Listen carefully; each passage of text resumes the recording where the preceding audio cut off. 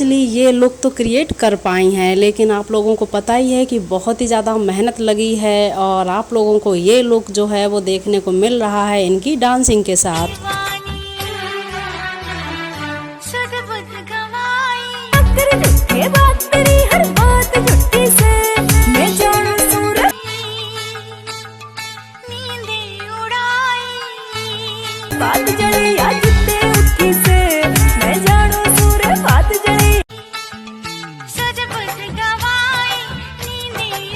तो अंजलि की डांसिंग है वो फुल ऑफ इनके लुक के ऊपर है। तो आप लोग बताएंगे कि आज का ये जो लुक है वो आप लोगों को कैसा लगा।